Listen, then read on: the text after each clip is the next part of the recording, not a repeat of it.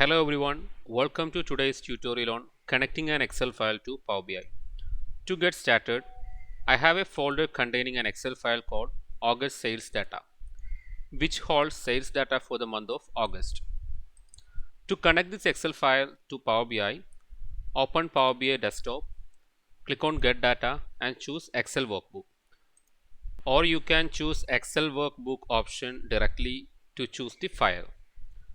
Browse for the folder and choose the Excel file which you want to connect with Power BI and click on Open.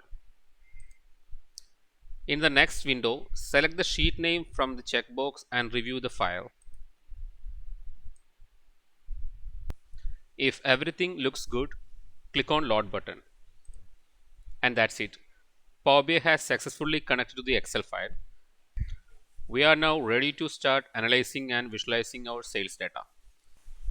Thank you.